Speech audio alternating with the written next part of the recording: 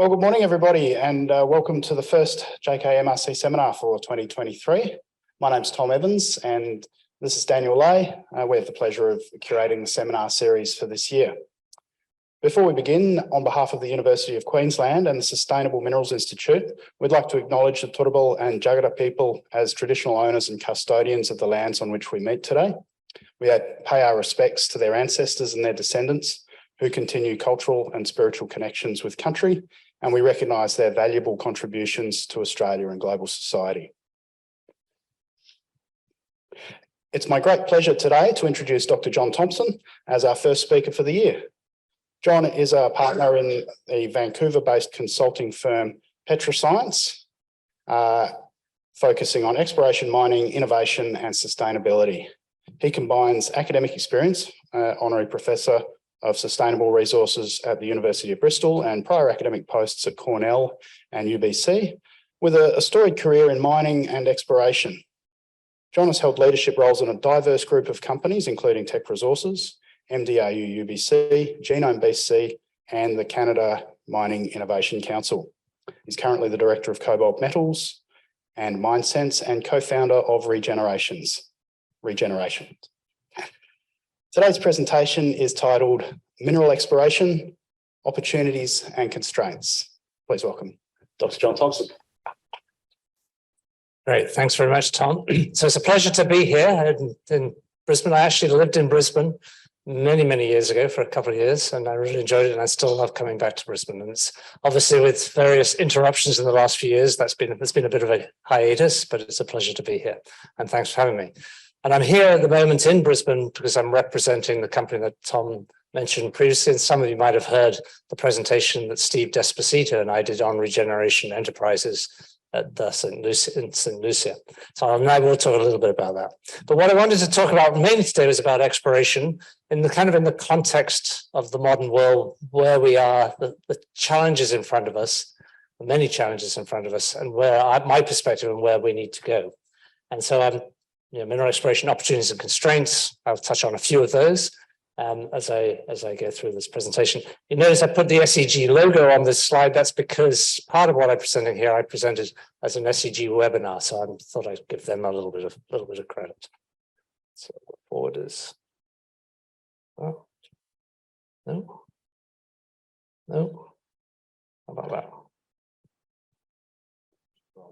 There we go.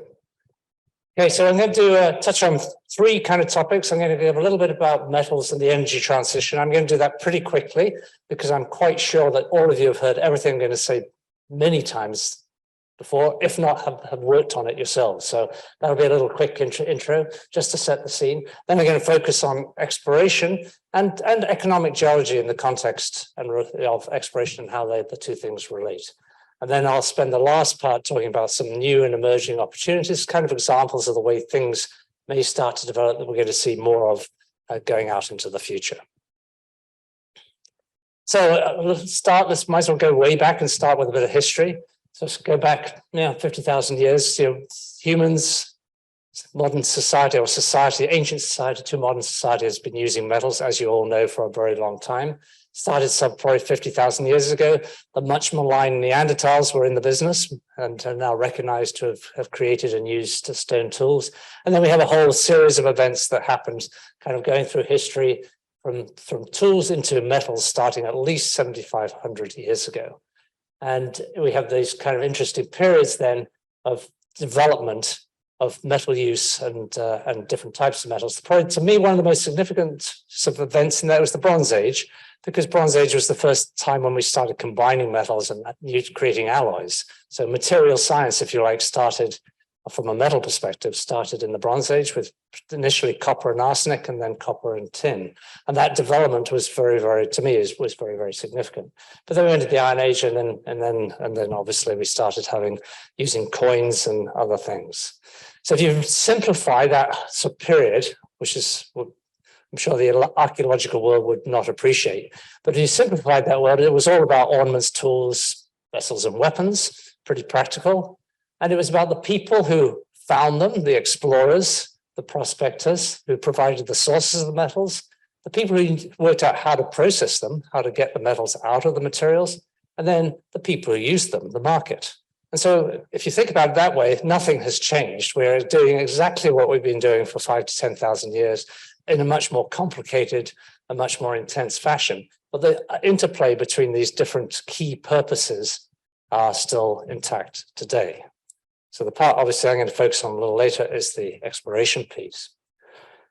If we fast forward, that was the first 10,000 years. We fast forward to the last couple of hundred years, we had the Industrial Revolution, which obviously changed everything in terms of metal use and metal consumption, materials, people, economics, and so on. And then we moved into the 20th century. And the 20th century was obviously marked by the development of infrastructure, two devastating world wars, which had, again, a dramatic effect on metal use and technologies around them. And as we emerged from the Second World War, we went into this period, which I've called here big science and technology, when everything started to change and everything started to develop at a very intense and rapid rate. And that kind of built as we head towards the latter part of the 20th century, which then some people have used the term the Great Acceleration, when everything went crazy from about 1970 onwards, through to the present time. And that was marked obviously by exponential growth in population, which fortunately now is beginning to show signs of turning the corner, exponential use of energy, exponential emissions, CO2, and exponential resource demand.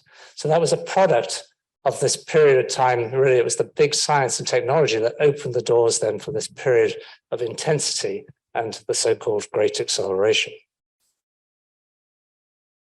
And just in case you think I was making that exponential curve up, which I was, this is what it really looks like. So there's lots of data, energy bottom right, CO2 top right, obviously completely related and intimately correlated. But also you see it in the major metal commodities, copper, zinc, iron. Less so in some of the smaller commodities, but it does depend on what scale you plot them at. They probably still show significant growth, but not the exponential growth of the major commodities. So that's the world we live in.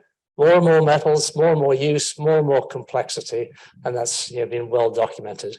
And then right on the heels of that, we now have the energy transition that we're all heading into now. So we've got intensity already, and now we're looking at taking the intensity to a new and unprecedented level. So there's lots and lots of data out there. And again, this is one on the right is one graph from Fitch Ratings, October 2022, looking at the amount of metal going to be needed through to 2050 in terms of copper, nickel, KoBold, and lithium in particular.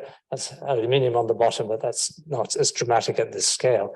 Lithium on this diagram is plotted at a different scale. That's on the right axis is the lithium scale, because lithium growth is by far, in terms of rate of growth, is the most dramatic of all of these commodities. So incredible demand, incredible need, and driven significantly in this case by battery technology, lithium-ion batteries. So that's an assumption built into these diagrams, obviously, that lithium-ion batteries are going to remain the incumbent battery for electric vehicles. That's probably unlikely, at least going out to 2050, but it's going to be quite likely at least over the next 10 years. And so it's still going to drive immense metal demand. And on the left is just the charts, some charts from a recent report, just came out about a month ago from the Global Battery Alliance, produced, and this was work by McKinsey, looking at just the growth in electric vehicles through to 2030. So incredible growth. And again, there's lots of assumptions built into these, and you can debate these and argue with them. And it doesn't really matter because the story remains the same. Is it really, really that steep, or is it really only that steep? It's still an enormous amount of growth and an enormous amount of demand. So you can, I think, be satisfied that that's the case. And just that report, the other thing that was really interesting in this report, one of the things I appreciated in this report, same group of people, McKinsey on behalf of the Global Battery Alliance, they did some life cycle analysis on electric vehicles. And on the left is the USA and on the right is Europe, and they compared the total life cycle emissions from pure electric vehicles, that's the left-hand histogram on both sides, with assuming clean energy. Electric vehicles, the middle part of the histogram there for, again, US and Europe, which is a mix of the current grid power. So it's a mix of fossil fuels and some renewables. And then on the right is compared to traditional internal combustion engines. And what comes out of that, assuming this is correct, is that it doesn't really matter. Electric vehicles are vastly superior in terms of emissions, even including all the metals and everything that's gone into them, than the internal combustion engines. So that's validation, if you like, and again, there's room for debate in there. And perhaps one caveat to point out is that this was done on behalf of the Global Battery Alliance, and so they might just be promoting batteries a little bit. But even if you take, again, add for some perhaps generous assumptions in there, I think the story is probably pretty good still, that electric vehicles are here to stay and are going to rapidly increase, and hence that's going to translate into massive amounts of metals. So at this point, I could show you lots and lots of graphs and lots of plots from many groups over the last 2 or 3 years who predicted massive growth in metals, particularly copper, nickel, lithium, etc., and a huge gap starting from 2025 and going out into the future, a gap between the amount of supply and the demand. So the story is that we're just not going to be able to do it. We're going to have to find 10 Escondidas, the world's currently largest copper mine. We're going to have to find 10 of these in the next 10 years, which is ridiculous, and so on. We got this incredible gap. So that's a great story if you're in the mining business. We can clap ourselves on the back and say, aren't we great now? We're really producing the commodities that everybody wants to clean up the environment, to meet the energy transition and so on. And look, it's going to be worth a fortune.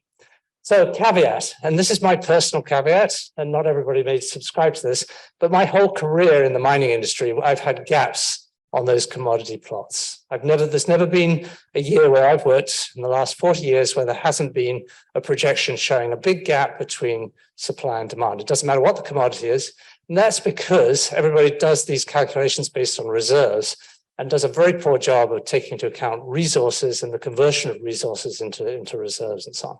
So they're nearly always projected. Now, some people have been more sophisticated and try to incorporate resources into those gaps, and they still come out with gaps. But then it's very difficult to measure where the supply is going to come from and to what extent we fill that gap. When I worked for Kaminka was a big zinc producer. We had a zinc gap that was always there. Our metals people who did all the metal supply work around concentrates, so they always had a zinc gap. When things were going really well, high demand, it was only 4 years out. When things were going really badly, it was 8 to 12 years out. But there was always this gap. We never, ever got rid of the gap. So you can take these gap predictions, I think, with at least a grain of salt and ask the question about how real they are. And then I'll give you one other little story. Is in the early part of the 2000s, the noughties, we had this incredible growth in China in all commodities. And again, every diagram showed a gap, which was going to be within a couple of years for most commodities, but it never happened. We always met that supply. We brought all the supply, and in fact, the mining industry did what it tends to do, which is it exceeded that supply. So in 2015, we had a downturn in commodities and commodity prices. So does that mean that gap's not real, that we're not going to have pressure on commodities? Absolutely not. We will have pressure on commodities because the demand is still real. And what we can be sure about is that supply is not going to come easily. It may come. I think it will come, but it won't be easy. It'll be lumpy. It'll be volatile. And so there will be a lot of pressure on prices. There will be pressure on commodities, but it's not going to be the cliff that we're about to fall off because we're just going to run out of copper. That in my view, is not going to happen. So, and where will the pressure be most extreme? The pressure will be most extreme on commodities which don't have big pipelines of new projects, things aren't going to appear immediately and easily, and on commodities where the supply chains are insecure or not fully established yet. So rare earth elements would be a good example where we don't really have adequate supply chains and so on. So yes, there's lots of complexity. We are in for a big, hard time of meeting this demand. But in my view, we're not going to fall off a cliff. We will do as we have always done, and we'll find ways to produce the metals. This is a little quote out of a recent paper, 2022 paper, that just looked at KoBold, and it said the supply growth rate needed to electrify the global fleet by 2050. That's assuming 10 to 20% KoBold in cathodes in lithium-ion batteries for electric vehicles. This is similar to that experience of the past decade, and not materially more challenging than that required for nickel. So this is contrary to everything you read out there about how KoBold is desperate, got huge problems and so on. And if you look at the data right now, the KoBold supply, in fact, is going to go into surplus potentially this year because of the increased amount of production that's coming out of the DRC. That is the problem. The problem isn't the amount of cobalt in the ground or the amount of cobalt the mines can produce. The problem is that 60 to 70% of it comes from the DRC. So that's what we've got to differentiate. And many people in this group, in this audience, and in other parts of UQ have spent time thinking about this, the supply challenges in terms of ESG and other constraints, not about the challenge of where is there enough metal on planet Earth or enough metal in the ground. And that is a much, I think, more realistic and serious consideration. Just the last one to illustrate this, on the right hand, here's a diagram showing from 1994 to almost 2020, copper production increasing year on year. So this is an annual growth rate of around 3%. And yet reserves, which is the black line at the bottom, also increased. So people who worry that we're going to fall off a cliff, we don't have enough, how you have to ask the question, how can we increase reserves at the same rate, more or less, as we are increasing production? So, and this is the story, the production to reserve in the case of copper has been relatively constant, even as we've continually, year on year, ramped up the amount of metal we're producing. We're good at this. The mining industry is good at meeting demand. And one of the ways we do that is by expanding existing operations, by adding new resource and reserves around operations. And that is not incorporated in very many people's calculations in terms of supply going forward into the future.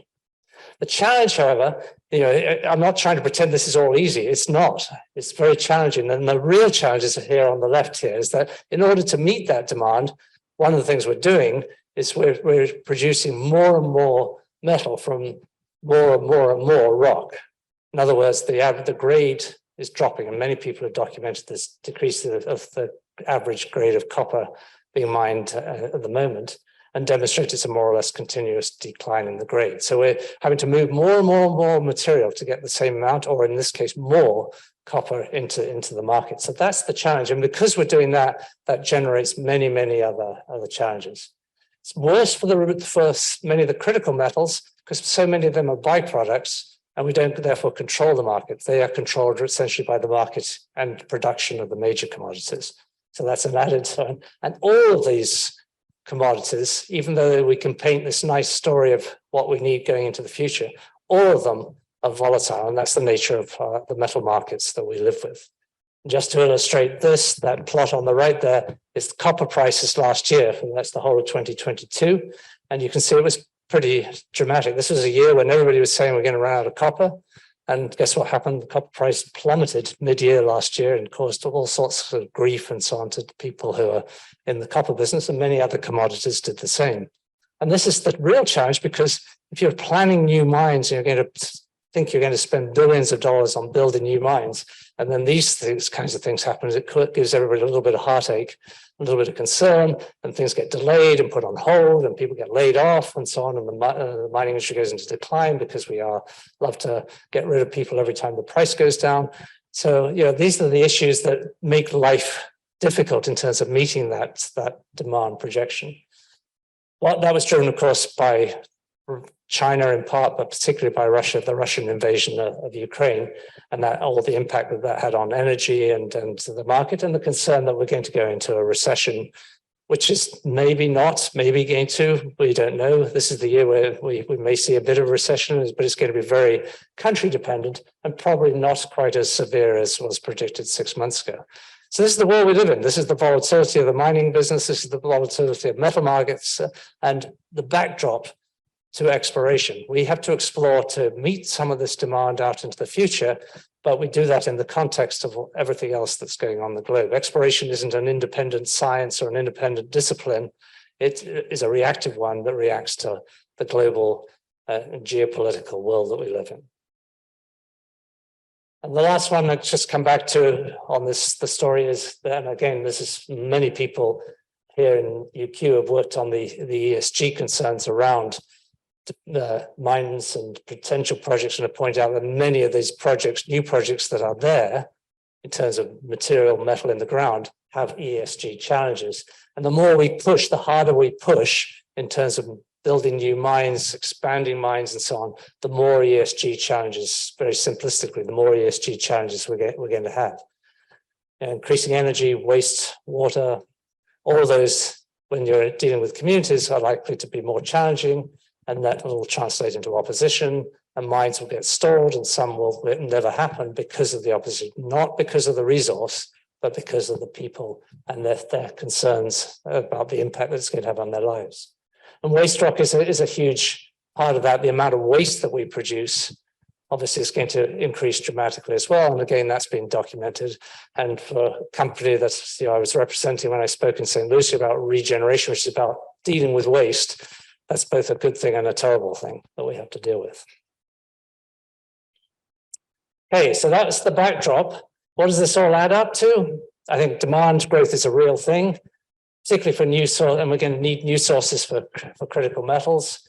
The efficiencies, the recycling, all of that will help. That'll delay perhaps some of that demand. It'll perhaps decrease it, but it's not the solution when we still have a growing population, people who want basic infrastructure, let alone the energy transition. So we need new discoveries, but most importantly, we need new discoveries of quality. And I put quality here in inverted commas just to emphasize it. We need quality deposits. We don't just need more and more metal in the ground at marginally anomalous metal grades. We need substantial deposits with decent concentrations of metals. And when I use the word quality, I'm not just thinking about the concentration of the metal in the rock. I'm talking about how easy it is to get the metal out, how much energy, how much water is going to be involved. Quality is a very broad term that encompasses all the things that differentiates a deposit that we can look at and say, wow, that's a really cool deposit. They really do everything really well. That's a high quality, responsible mine. No, that's not so good over there. So we can do that. We do that sort of automatically, but it's got to become institutionalized within the mining industry to drive the industry to either seek quality, and when we don't have sufficient quality, we have to generate quality by being very clever about how we mine and process. So we need the highest standards from an exploration perspective. We need everything starts with exploration. So we need the highest standards of exploration and then leading into operation. And exploration is the groundwork that initiates an eventual operation.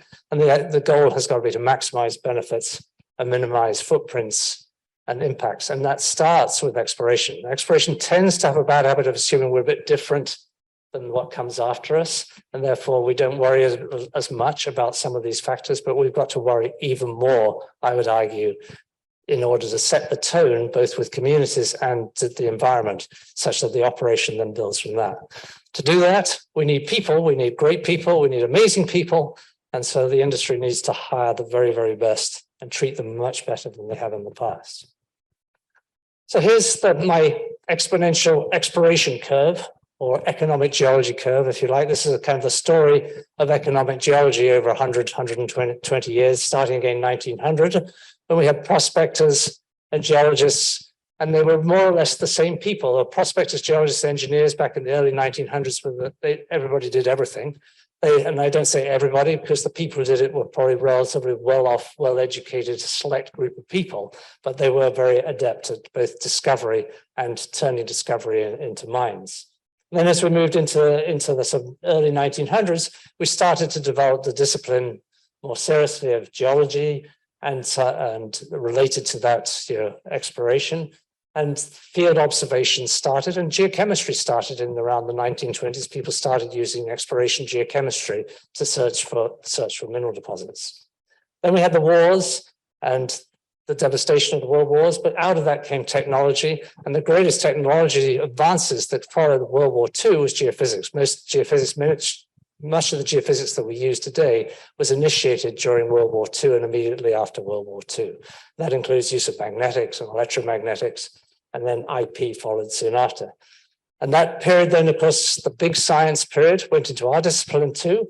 As we started to look at thermodynamics, we started to develop the tools of our trade, fluid inclusions, isotopes, and developing models. So big science for us was that period. But the biggest science in terms of earth science was, of course, the bit above it there was plate tectonics. That happened in that period, generated in part, supported in part by geophysical tools that came out of World War II. So these things are all interwoven and to some extent interrelated. As we get towards the end of the 1900s now, we have deposit models are starting to get more sophisticated. We're starting to think about mineral systems, not just individual pieces of the puzzle. And we start having great analytical tools which allow us to do amazing things in terms of understanding these mineral systems. Geochronology, to me, is one of the greatest ones in terms of the advances that's allowed us to really break down the timing of events at immense detail. And never sufficient, because it'll never be sufficient, because we always want more, but incredible detail to allow us to understand deposits. And now going into the last part, as we've gone into the 2000s, it's really all about data. And that, of course, is not just our science. That's, again, is sweeping every science and every part of our lives, data, software, analysis, etc. And data science is now the piece that is going to be critically important in mineral exploration and in every other walk of life going forward. So that's kind of the curve. That's 120 years. Again, not doing it any justice. I just did it in about 2 minutes or less. So obviously there's a lot more behind this than just the little story that I've told. So we think now about mineral systems. This is, again, a type of diagram many people have used.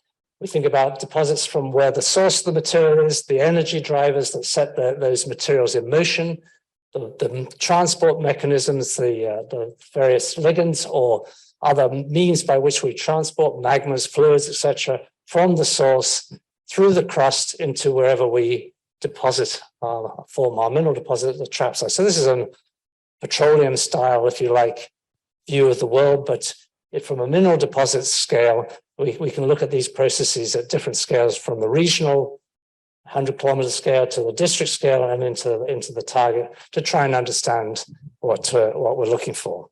And when you think about how we approach this, the science tends to focus on two ends of the spectrum. There's a lot of science that goes into the big picture, trying to understand the metallurgy, if you like, the big events, the understanding of how these things happen.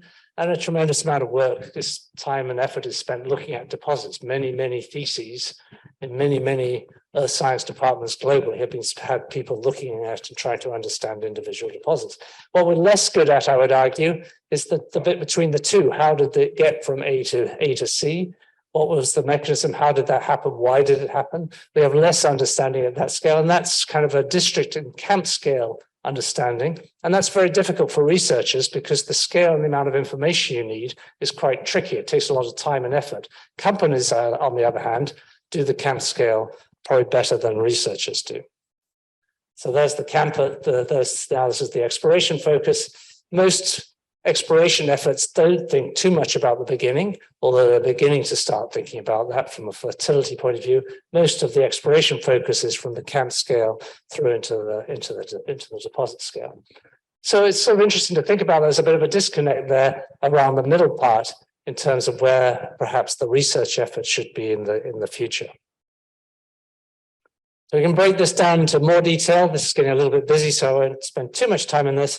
But again, this is all about the goal, the fundamental goal, which is to find quality deposits. That's the ones that we can extract responsibly and deliver as close to zero impact as possible. And that's a quality function. The better the quality, the easier it is to meet these sustainable goals. And that starts from the big picture. It starts from defining the regional scale such that we focus most of our efforts on the regions of the planet which have the highest potential to produce quality deposits.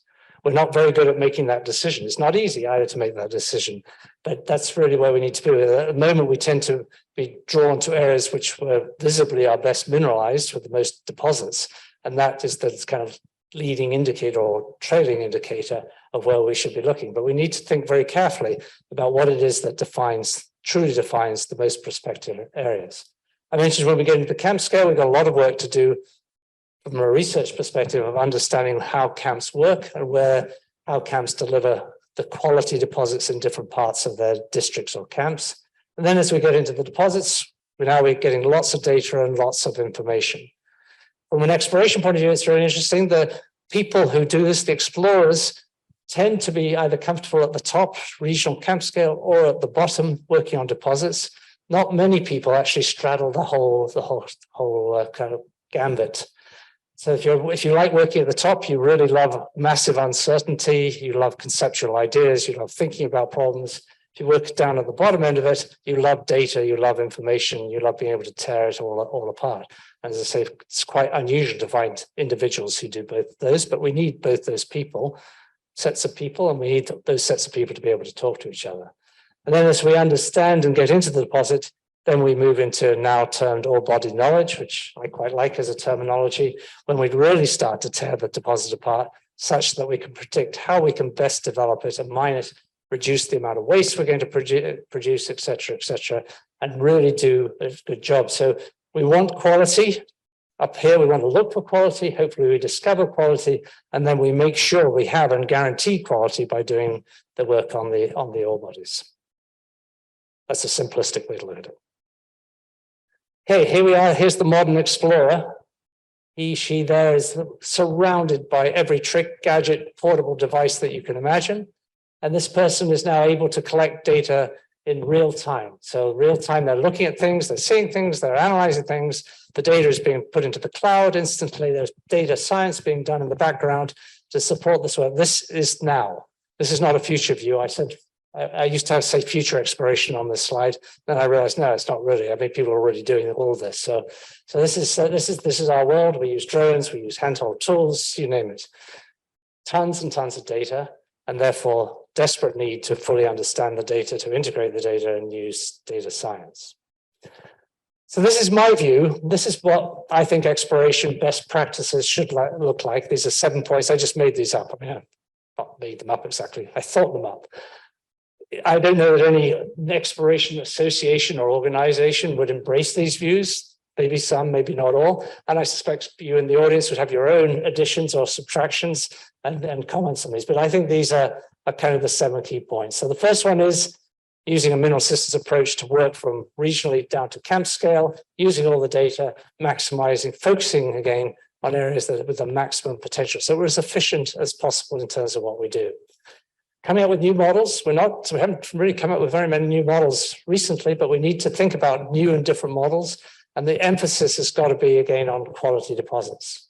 We've got to engage, we've got to consult, we've got to partner, we've got to meet in all the highest standards of environmental performance we can to minimize the footprint of exploration. And we haven't thought enough about how we do that, how we become more efficient so that we have less drill pads, so we have less intrusion, we use less water, et cetera, during the exploration process, and that we are fully engaged and committed in our engagement and consultation with indigenous, non-indigenous communities, et cetera. In the community aspect, we need to incorporate traditional knowledge as well as the knowledge that we generate, the scientific knowledge, the 20th century type of knowledge, and build that into our community understanding, but also build it into our view of prospectivity. So we can't just view prospectivity as a earth science perspective. We need to also consider what it is in that region that is going to allow us to potentially develop resources, or perhaps the opposite case. We need to integrate earth science and data science, and that is, to me, what's going to generate a more efficient discovery process. We need enhanced subsurface knowledge. We're still really kind of weak in terms of how much of the subsurface we understand. So there's huge scope for new geophysical tools, but particularly new downhole tools that allow us to get far more information out of the holes that we drill. And then, of course, add to that all the work we can do on the drill core when we get it out of the ground. And lastly, we need to develop all body knowledge from the very first time we step on the ground right the way through to a potential deposit, such that we can be more selective about how we produce metals and reduce the amount of waste that we do. So that's my top 7, and I'd invite you to critique it and change it and add to it, because I'm quite sure that's not the full story. So I want to finish up here just by giving you a few examples of where I think some of these things that are happening, some of these trends I just talked about, some of these best practices are kind of in motion. So the first is a company, KoBold Metals, that I'm involved in. So I'm very biased. I think this is amazing. So that's my bias. This is a company that set out to use data science in mineral exploration. They were very ambitious early on. They realized perhaps that they needed more earth science than they had first appreciated. I think they thought they could do it all with data science, and then they realized they had to have quite a lot of earth science. And the biggest challenge was to get earth scientists and data scientists to work closely together. They have now achieved that. This is an example of a camp of theirs from last summer, 2022, up in the very northern part of Quebec. So this is up in the Arctic. It's not far from some active mines, nickel, magmatic sulfide nickel mines. KoBold managed to acquire very significant mineral tenure in that belt.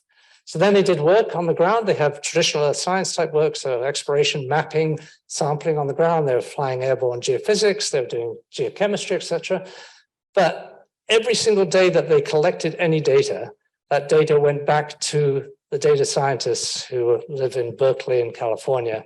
And so real time into the cloud to the people in Berkeley. Overnight, models were rerun. So literally overnight, they reran some exploration models, hypothesis testing and so on, and returned information back to that camp by. So when the people in the camp woke up the next morning, they had new information. And in some cases, that meant redesigning the traverse they were going to use. That traverse doesn't seem as important. This traverse seems more important. These areas are standing out as really interesting. The geophysical flight lines that we had, we don't need those flight lines. We need flight lines over here instead. We don't care as KoBold that we all have parallel flight lines for our geophysical surveys now. We'll fly randomly because we can handle the data through data science in any which way form you deliver us the data. This is radical stuff. And the reason this is so important is in this part of the world, you have a 2-month field season. So the typical field season is you go, you do that work, you leave, and about 6 months later, you get all your results in, and then you sit down with all your data, and you go, oh, I was in the wrong place. I should have been over there. I didn't know that at the time. So next season, you have to go back and do that again. So my estimate of this, and this is purely probably a biased estimate of this, is that I think they got 4 years worth of work done in one field season by being highly efficient in terms of their use and of data, their planning of the data they want to acquire, and the on the fly changing of their priorities. Everything they did was about testing hypotheses. So everything they set out to do, every traverse they went on, there was something they were trying to test. They weren't just collecting data for the sake of collecting data. Always instilled in the whole mindset of KoBold is, what's the hypothesis we're testing today? Is this an ultramafic? Oh, or is it not an ultramafic? It can be as simple as that, but there was always a purpose to everything they did. This, they are not the be-all and end-all. They're not the only company that's doing this or the only company that will do this. But this style of work, this style of exploration, I think is going to become increasingly important going forward.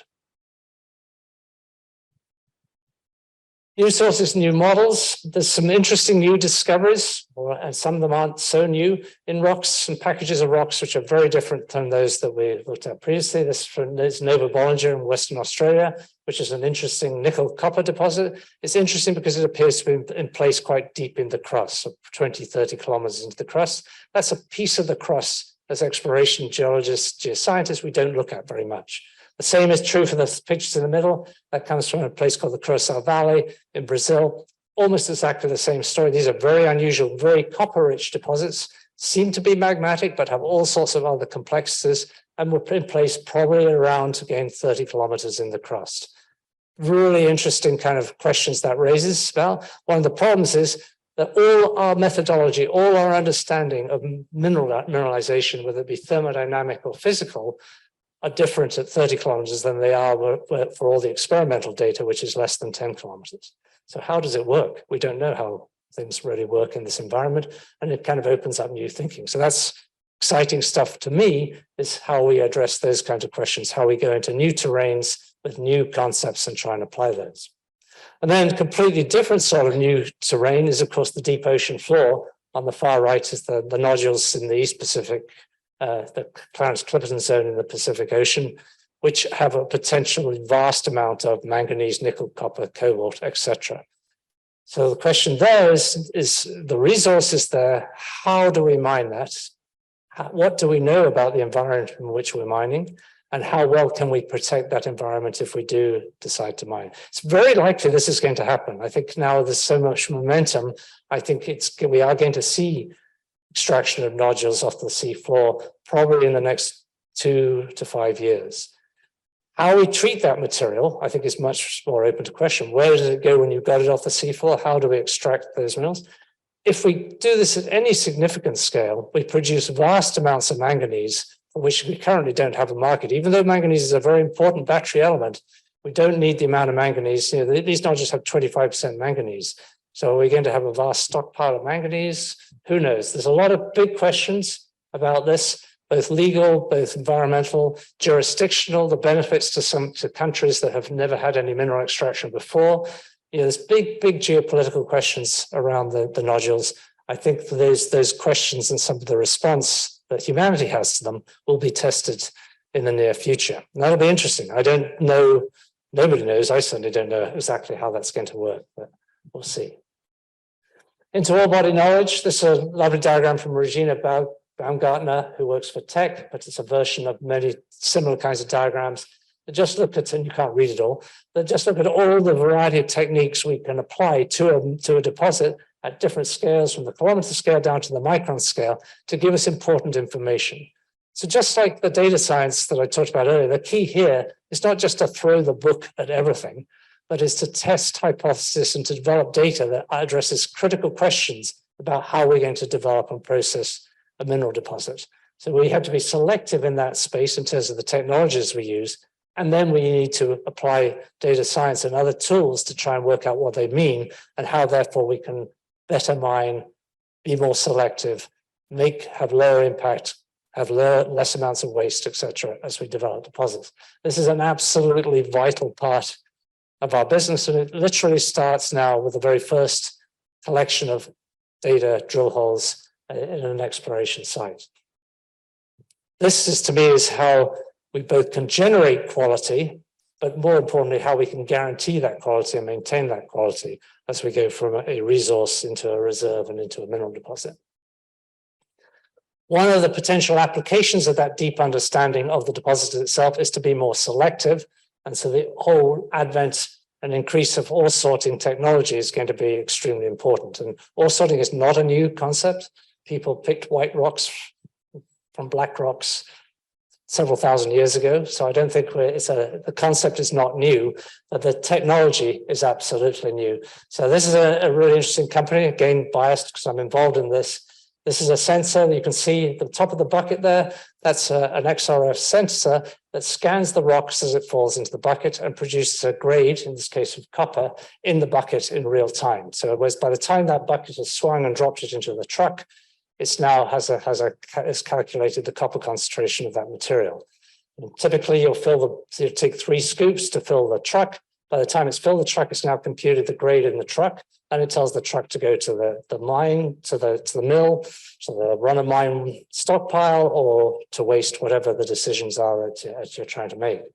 So what's really cool about this is it's the only technology that will recover ore from waste. So if you think about a mine, when you define a waste block, which is probably the size of this room or 3 times the size of this room, that's been defined as waste based on a hole, and perhaps in some cases no hole. It's been interpreted as waste. And so because it's now a waste block, it's going to the waste pile. No other technique will see this. The mill won't see it. If you have ore sorters on the belt, they won't see it because it's gone. It's waste.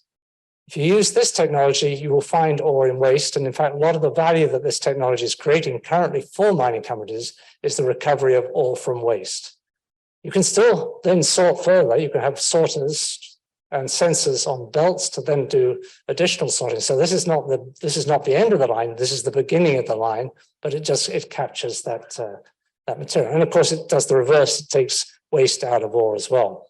But the coolest part about this, for me at least, being a geologist and a bit nerdy probably on the side, is that it's a whole new data set. So this bucket is I think, is a 30, 40-ton bucket.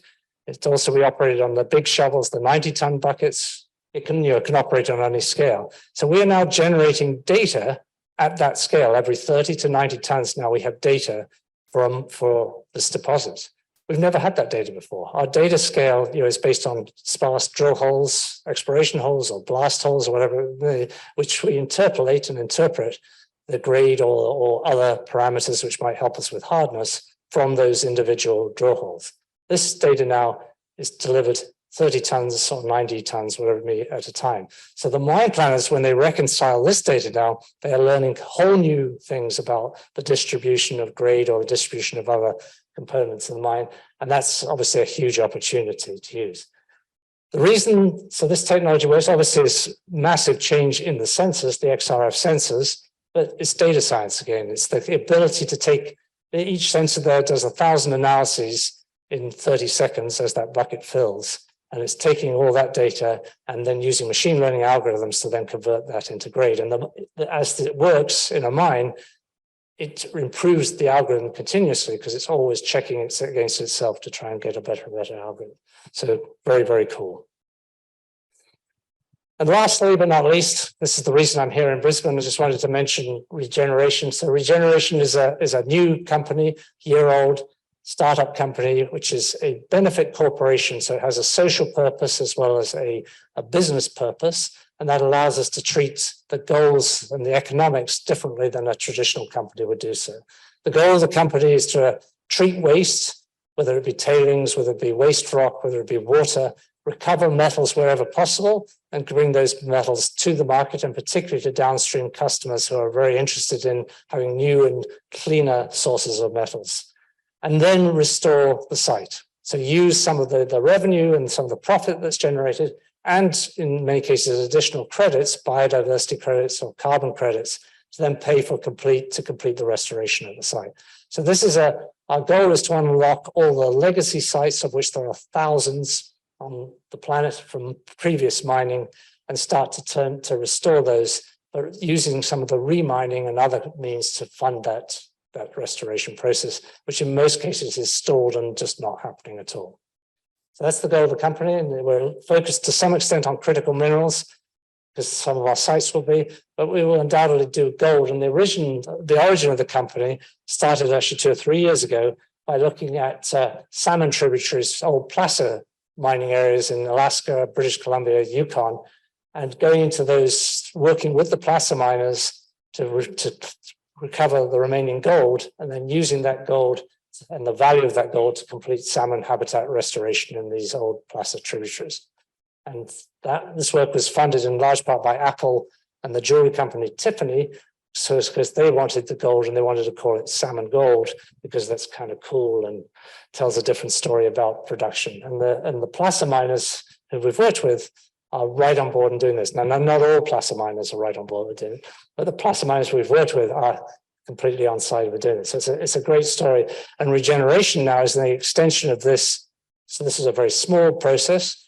We completed that in a year in most cases on these salmon creeks. But now Regeneration is trying to scale that up to deal with much more complicated sites in order to produce metals and complete the restoration. So we start with the mine on the left, and we end up with a beautiful river and clean environment over on the right. And the process we use is need to use a whole host of technologies to understand what we're doing, recover metals, sequester CO2 when possible, et cetera, et cetera. Really, I mean, this is an incredibly simplistic view of this world. It's a very complicated space we're going to try and work in, and it will be very challenging. So our task will be to demonstrate that we can do it early on with one of our sites. So just to sum up, talked about new models, new ideas, new sources, new approaches. All of these things are needed for exploration going forward. The focus has to be really laser focused on quality. No more messing around with stuff which is substandard, which is billions of tons of vaguely anomalous amounts of metals and trying to get them out and making a monstrous mess in the process. We have to be really focused on quality, both quality of the discovery and quality in terms of how we then turn that resource into a reserve and into a mine. Everything has to be linked, obviously, to ESG or whatever equivalent terminology that you want to use. ESG is just the moniker that people is currently in vogue, but it's the principles behind it that count, not the 3 letters. Everything's got to be linked through to that in order to both define prospectivity in the first place.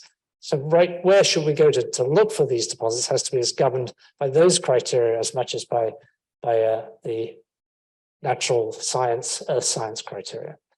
Focus needs to be on people, indigenous communities, customers, and current and future employees. And I think the mining industry has a lot to do around our employees and how we improve and attract and improve employees and give them something that they regard as meaningful going forward. I think economic geology has just an incredible wealth of opportunities right now to work in this very complicated space of delivering resources in the best way possible. But we need employees who have that view of the world, the 21st century view of the world in terms of what it is they want to achieve if we're going to be successful. And the job of the mining industry is to help develop those people, find and develop those people. And I'm going to leave you with all this. This is kind of my synopsis of where we are. We've got a world that's gone crazy. We need an incredible amount of metal to both sustain ourselves, but also to meet the goals of the energy transition and climate change mitigation. And we have to do that in a net zero way, or else we're not going to do it because we won't be allowed to do it. So somehow we need to balance that seesaw teeter-totter. And for me, it's all about policy. Thank you.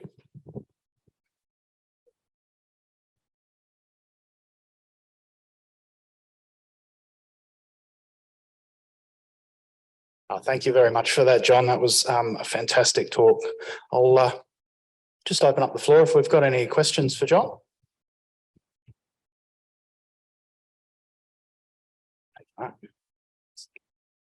Hi, John, Mark Noppy.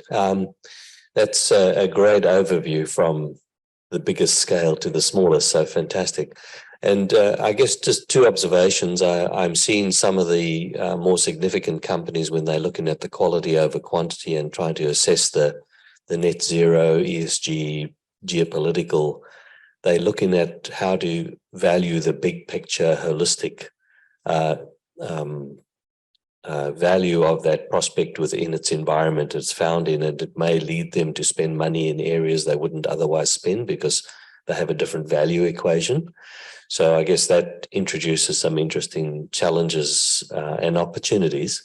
And the other one, while I got the mic, is I'm seeing juniors looking at their ground differently in terms of district interpretations based on the regional analysis, which is hugely encouraging. But I'm not seeing, because the targets that they're looking at or the district areas they want to evaluate require fairly substantial investment to do so. I'm seeing they hamstrung with the funding to test those. So do you see any opportunity to unlock the funding to the juniors who have these innovative ideas on ground that they are sitting on? Yeah, great question. So a couple of comments. So juniors, the junior market, I mean, is a feature of our lives in Australia and Canada. It's a very big part of the business, but there's a lot hidden in there, from the very, very good and the very committed to, unfortunately, the not so good when you go to the end of the scale. And the challenge is, as you said, it's really all about the funding. Whether you're good or bad, you're still struggling to get funding. So the average to not so good junior goes after the quick win, goes to the old district, repeats drill holes in order to be able to raise money. So I can't fault them for their need to raise money. I can fault them for how they go about it. The new wave of companies, I think, are seeing things differently, as you alluded to, and are getting innovative about how they approach the funding question. I think we need quite a dramatic change in how we handle that. I think there's the major company, junior company relationship is, I think, largely broken. That needs to be rethought about how they fund each other and how they work together. At the moment, many companies do deals with juniors, but almost from day one, they're out of alignment. The junior needs the quick win, the big company wants to find the big deposit. And so it causes immense stress and difficulty in the relationship. KoBold, that I mentioned, what they've done is they've attracted funding from completely different sources. So their funding comes from Silicon Valley, comes from entrepreneurs, comes from VCs. Almost with one exception, none of their current funders have any experience in the mining industry, which is amazing and a good story. It's a good story for them, but actually it's a great story for the industry in general that we can reach out. And it's not the only example of that. There's been examples on the processing side. So Jetty Resources, which has had a lot of press recently, has also managed to attract, rightly or wrongly, has managed to attract a lot of funding from outside of traditional sources. So that's an opportunity to change that, I think. And we need a lot more of that, and we need to think creatively about how that works. I mean, KoBold, a year ago, they went out to this group of funders and came back with $194 million US. So exploration companies don't do that. Their budget is now bigger than most major company exploration budgets. So that's unheard of. But again, I'm not just sort of waving their flag. The key is making a change to different ways of doing things. So I think we need to change that relationship. We need to change partnership models. We will need partnerships that not only involve juniors and majors. We may need to have partnerships that involve communities right from early on in the process. We may need to have partnerships with downstream players. So for regeneration, funding from Apple and so on, we're going to have to do things in many different ways in order to provide a level of funding that allows juniors then to actually do original things, to do the cool stuff. The last one I mentioned is, I don't know if any of you have seen, but BHP has run something called Explore, and they've just awarded 7 companies funding, again, along this kind of lines of changing this relationship and giving them funds right on the front end to really try and be innovative and creative in terms of the ideas they have. I would argue personally that I think it's a great thing. 7's not enough, though. I think if you want a portfolio, you should be looking 25, 30, 35.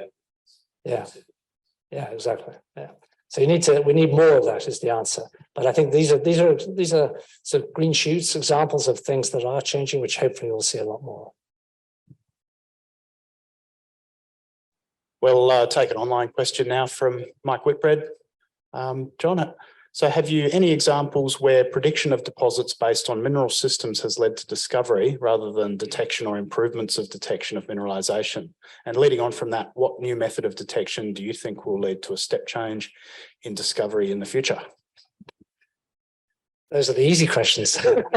If I knew the answers to that, I probably wouldn't be standing here. Examples, I think there are examples of people who've gone out to look in districts for new things and been successful. And the picture I showed you in the middle earlier, the Curacao Valley. Curacao Valley, the analysis of the Curacao Valley is a copper district, but the analysis of the copper, that area, based on a sort of mineral systems view of it, was that there should be nickel there.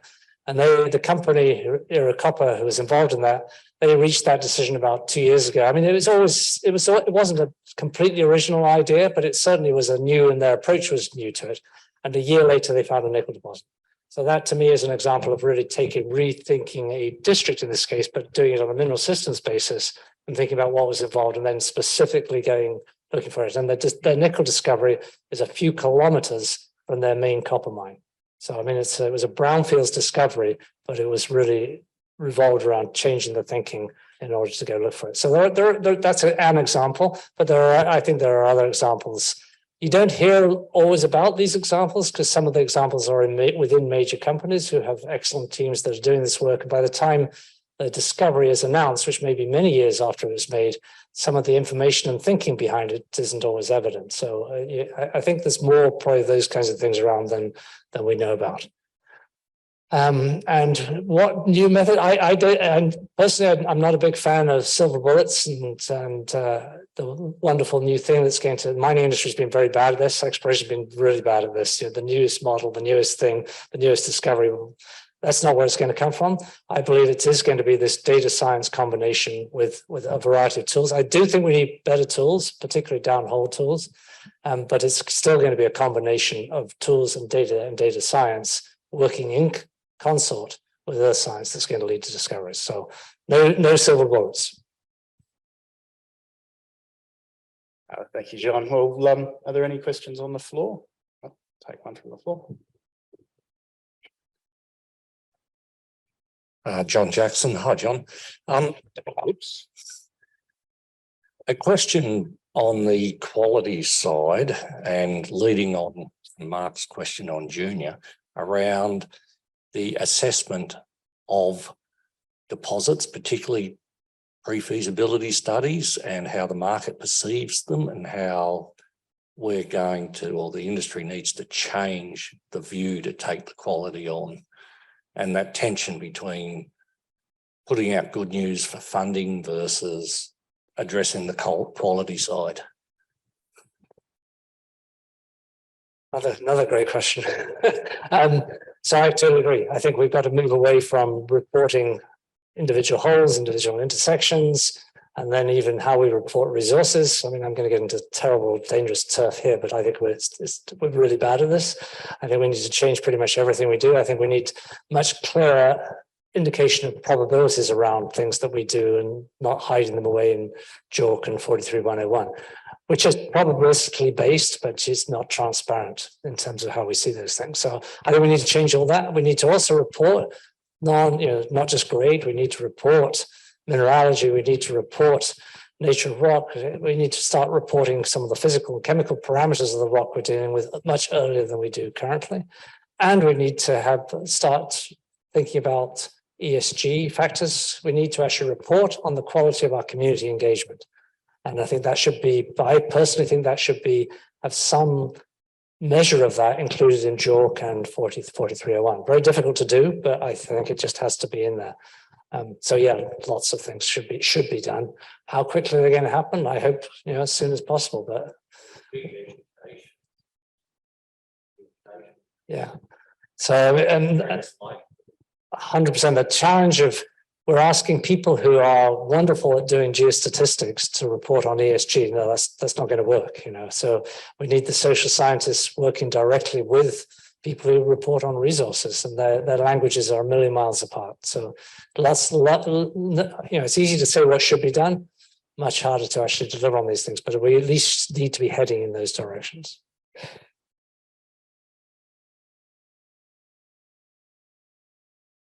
Well, that's 10 o'clock. Should we take one more question from the? I don't know. I know. I was thinking we've got a question from Tanzania from Danford Kaliba. So there is a notion in the people's mind that exploration is done only by giant companies and mostly because of cost. I need to know if there are any techniques that can be used by small scale miners with minimal cost, but can still give quality data. And this is a fascinating question. And I think speaking to application of data science in particular, what is the cost of those kind of methods that you were discussing? Well, the basic, data science, geostatistics, the cost is a laptop these days because you can do so much of it offline. To get to the level where KoBold is, where you're interacting with the cloud continuously and so on, obviously that's an order of magnitude leap in terms of cost and expertise. So how you get those tools, how you get data tools into the hands of people with low budgets, limited facilities, limited resources, we've got a ways to go. But we have to get there. So we have to get the people who are serious about the work they do at whatever scale they work, whether it's at the local scale, the artisanal scale, through to the largest operation. Somehow we need to level that playing field such that people can do good work at all scales, not just at the top end of the spectrum. But again, easy to say, much harder to deliver on that promise. Well, I think time has beaten us today, but thank you very much, everyone, for coming, and thank you very much, John. Next week, we have JKMRC's own Dr. Christy Ness presenting on emissions quantification in South Africa. I hope you can all join us for that one, and I'd like to ask if you could all thank John once again for joining us today.